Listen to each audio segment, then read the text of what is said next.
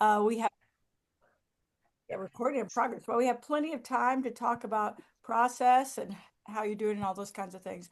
We don't have the bandwidth to actually share your work, but we do want to hear from you and we do want to help you get through.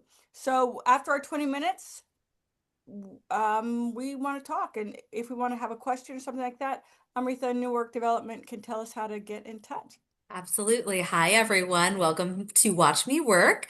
So, after our 20 minutes of working together, if you have a question, you can open the panel for your React button, and you should see a raise hand function. So, you can raise your hand, we'll start a queue, and we will respond to your questions from there. All right, all right. Thank you. Okay, so here we go.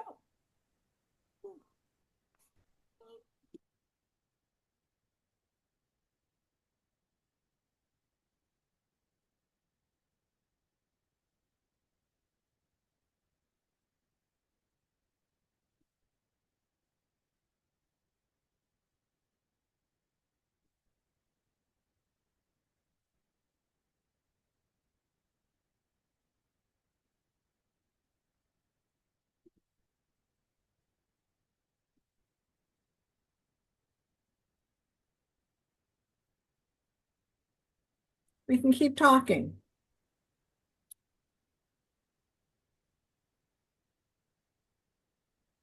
Turn up my volume.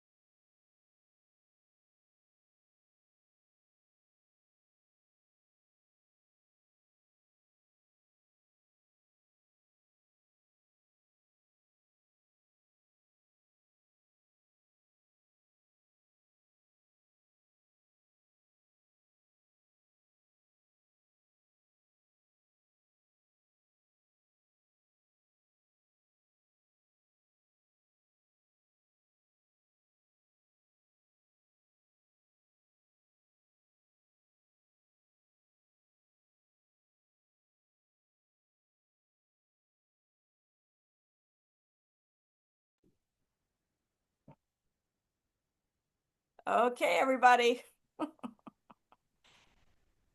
Whoops. Turn up my volume. There it goes. Okay. We're back. Sometimes you have to take a phone call. I had to take the phone call. It happens. It never happens. happens until it does, and then it happens. Okay. All right. So here's the dialogue part of the show where we talk. We had the action part of the show where we were working. And if anybody has any questions, comments, answers, solutions, tips, tidbits, I'm happy to. Yes, Joy. Joy, you're raising your actual hand. Yes. Hello, Thanks. Joy. Joy, how you Oh, doing? thanks, SLP. I tried to do it virtually, but now I can. It's Okay, so okay. thank you. Give away. So Yeah. it's wonderful to be back. Thank you. And so my question is, because I was asked this question by a director today who read my show. She's thinking of directing a developmental workshop for us. Fantastic. Yeah. And thank you. And her question was, would I consider reducing the number of subplots because she felt the audience can only digest so much. So, of course, I said, of course, I'll think about that. But my question to you is, I don't know if there's a guideline or if you have advice on how many subplots will an audience tolerate? And what it makes me think of is in Come From Away, it's all these little, very mini little subplots between all the people of Gander and the passengers who have landed on the plane. And the characters also, on top of that, play multiple parts. And I don't think the audience gets confused. So any advice or insight or about what I need to be thinking about? That's a great question. Now, Joy, I might be wrong. I'm remembering, did you have a question maybe a month ago about conflating characters, or maybe you had a character, you did? Yes, thank you. And your advice then was wonderful. You said, make sure the character has a kind of backstory reason to be there. Right. And all I had to do was add 2 exchanges between that character and the main character to completely, tell that reason. So I kept that character. I did not merge 2 female characters. Great. And you're pleased. Is that pleasing to you to have kept that character? Yeah. And I had a dramaturg read it as well. And she didn't suggest that we collapse characters or subplots. So I think everyone who reads it will come up with a different, type of feedback. And I want all the feedback. However, I don't want to be, doing complete rewrites just based on one piece of feedback. So. Right. Well, I mean, the guide is, I feel like your gut is your guide. I mean, while there are hundreds of books and scholars or, practitioners who can tell you what to do, your gut is your guide. And so I'm when I listen to you and feel like you're like, well, yes, that's a good note, but Come From Away, right? It seems like you might be leaning toward writing something expansive and larger than, if 5 members around a table, Yeah. So you're writing something expansive. So I don't know, we can think of many great plays with only 4 characters in one set, right? We can think of many more great plays with 100 characters in multiple sets. Angels in America. There's some characters, that, for example, there are lots of characters. If you're feeling in your gut, if your gut says stick with what you're feeling, Joy, then I'm hearing you, and I'm just mirroring and echoing what you're saying. That's not to diss your director or your collaborators or whatever. I'm just sort of hearing you. Yeah. Maybe Thank you. what you need to do is articulate the things that hold these people together, you know? Like think of, I don't know, Sweeney. I mean, how many characters do you have? How many? 10. 10 with each with their separate storyline or each with their, The storylines are yeah, become increasingly interwoven as the yeah, play goes on. yeah. So So, there's a important reason for each of these yeah. characters to be here. So maybe what you can do in service of that note, sort of like, yeah, I hear what you're saying. Maybe you just need to strengthen those connections. Mhm. Maybe you need to go back and go, okay, can I make this connection stronger?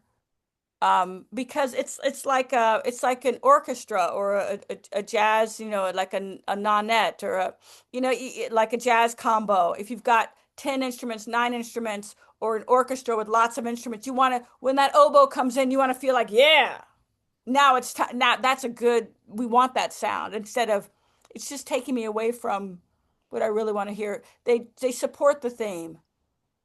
Mhm. Okay, so just make sure all your characters are supporting, articulating, strengthening, enhancing, uplifting the theme, the main story. Yeah. Okay? Super helpful. Thank you. Sure, Thank, sure. thank That's great. Thank you. Great question. Thank you. Great question, Joy. Thank you so much. Lauren, I see your hand next. Feel Hey, free to Lauren. unmute yourself. Hello. I took your advice and I started visualizing her as someone, not me. Right. Great. And that's helping a lot. Thank you. And I worked on a scene in it.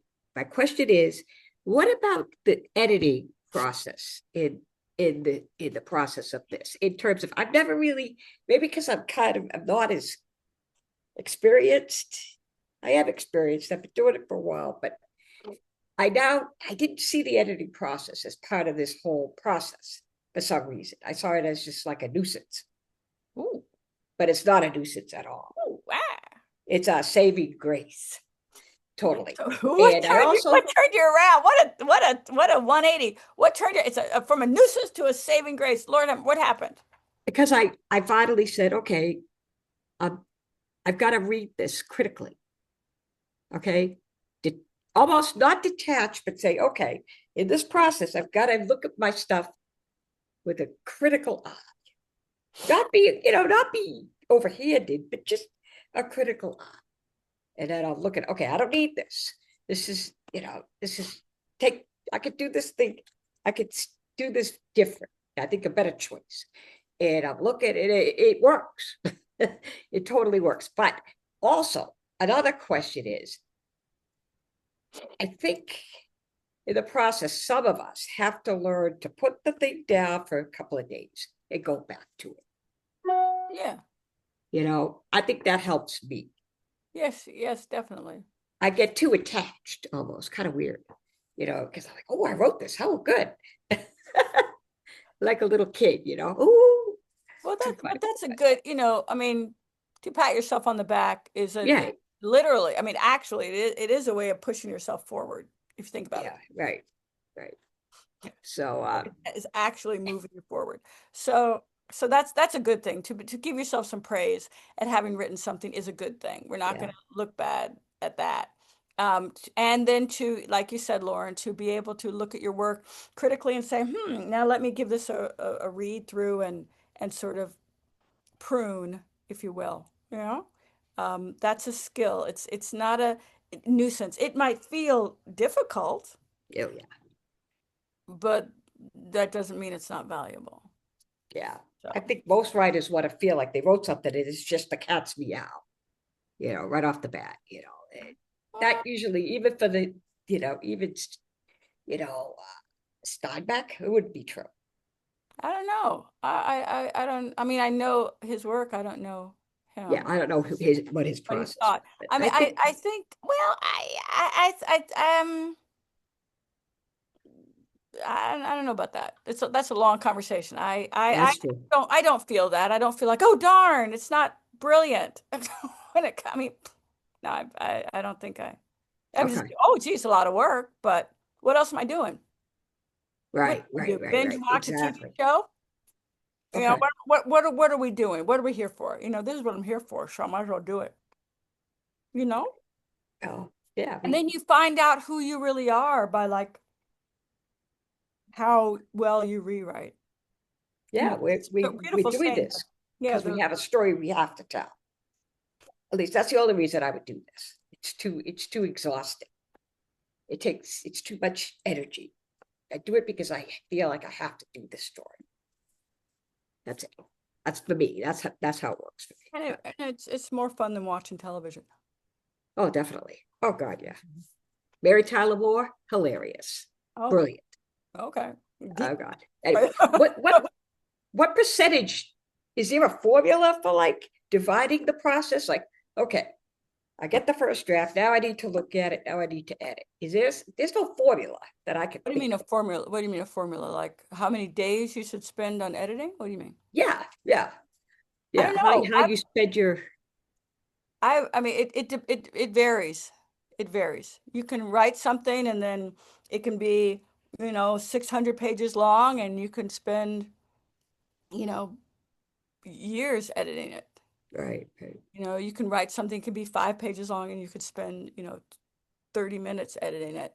I think you have to listen to the work. You have to be awake and aware. And the work says, I need another rewrite. Or the work says, that's not working right there. That paragraph really isn't happening. And you have to sit It's with not it and rewrite it. Read it aloud. Try different tactics. But okay. but yeah, rewriting is where it's at. So, who's next? Who's next? Thank you so much, Lauren. Heather, feel free to unmute yourself and ask your question. Hello. How's it going? It's going pretty well. I was actually interested in what you just said about how you find out who you really are by how well you rewrite. Mm-hmm. Could you expand on that a little bit? Well, there's a wonderful quote, and I can't find. I'm not going to stop to leave my station here and look for it. But there's something like, the rewriting makes the writer. Mm. If you really can look at your work with love and sort of a benevolent, critical eye, and guide it through. Because writing is like woohoo. I mean, it's hard. Writing is hard. Woohoo! I can do anything. Everything's great. And rewriting is like, okay, what'd you do? To me, rewriting is like, I wanted to say adulting, but it's not adulting. Rewriting is like raising a teenager. Yeah. It's like, you know what I'm saying? You gotta go, you gotta get in there, and that's very difficult. But you find out who you are because sometimes you have to let go of the lines and ideas that you thought were great, and you have to pull it through. And I can explain this more, I think, in a couple of weeks for reasons that, but you just have to, oh, there it is. Let's see. Someone left a quote, the only kind of writing is rewriting. There you go. Is that what it says? The only kind of writing is rewriting. Yeah, that's a good one. So my question was, Yes, please. Sorry. I'm Go ahead. writing two things. Uh-huh. Um, and I'm, I have been doing pretty well toggling between them, but now I've got a lot of other things going on, so I had to sort of stop, and deal with the other things. And I'm just wondering, I'm obviously like losing my connection to the things that I'm working on, and I'm going to be able to get back to them, but not for a couple of weeks. And I'm just wondering, do you have any thoughts on how to deal with those kinds of interruptions? Yeah, sure. Sure. Heather, so how much time before the interruptions were you spending working? Like, like in terms of how much time per day? Yeah, I would say 4 to 5 hours. 4 to 5 hours on both projects or one project? I mean, I'd only work on one project a day, so it would be Great. either, yeah. Great. Okay, great. And now with the interruptions, you have like no time. Yeah. Is that accurate? Yes. Great. Okay. So how about when this happens with me, I tend to create a very small window. I mean, really, the window of opportunity is small, but there's still a window of opportunity. So if you have, again, 20 minutes to work on one project, work on it for 20 minutes. Or you only have 10 minutes. Or you only have 5 minutes. Or I don't know, I forget where you live. You ride the subway. I forget, where do you live, Heather? Where do you live? Yeah, New York City. Maybe you ride the subway to work or whatever, and you have your notebook and you're looking at your notebook while you're writing this, and it has notes in it, so you're using a small window of time Right. to touch on the work. You want to touch on it every day, and you can actually touch on both projects every day. You're not going to have this 4 hours, 5 hours. Wow, what a great practice you have. But just small it up, and it'll still be there when you have the time to come back to it. Okay. Mhm. Thank you. Sure, sure. And tell yourself that too, Heather. Tell yourself, this is how I'm going to keep it alive. I'm going to keep that connection to it. And it's going to be okay. So when I come back to it, it's going to be okay. Okay. Okay? Mm-hmm. Sure. Good question. Great question. That's a great question, Heather. Thank you so much. Hi, Eliza. Feel free to unmute yourself and ask your question. Hey, Hello, hi. good to see you. Great to see you. Gosh, yeah. It's good to be back. What did I have to ask? Oh, I remember. So I'm writing a play right now, and I want the characters to feel kind of under pressure time-wise. Mhm. So my first thought, because basically the premise is, sorry, there's some background noise here. But the premise is they're writing a letter to someone, and they're kind of being pressed for time with this letter. Mhm. And so my first thought was I wanted like to have a timer projected like somehow on the stage. And as they run out of time to do this writing, the play basically continues. And the goal is that when it reaches zero, the play is over. But I'm realizing this would mean like everything needs to be timed out kind of perfectly. And so I don't know like if I should be looking for another solution or trying to make that work. I don't know. Okay. Timer on a stage that's visible to the audience. Yeah. Well, that can be manipulated, number one. Mm-hmm. I mean, it doesn't have to be real. Yeah, yeah. A That's series of light cues that you can manipulate as you choose. mm, Anyone is counting along with your timer, you're not telling the story of your play. You know what I mean? If anyone's like, no one's gonna be like watching work, everyone sets their timers together. I don't think that's the kind of theatrical experience that you're going for, right? yeah, So the no. timer can be manipulated. Okay. Just like any other timer, when like a play says it takes place in a day, Mm, like Agamemnon. It's not a day, it's just like an hour or whatever. But yeah, the light cues, So you can yeah. manipulate your timer if you want. Okay. Interesting. That's Yeah, helpful. yeah. Try that or think of other ideas, but that's your job. But Yeah. that's your ballpark.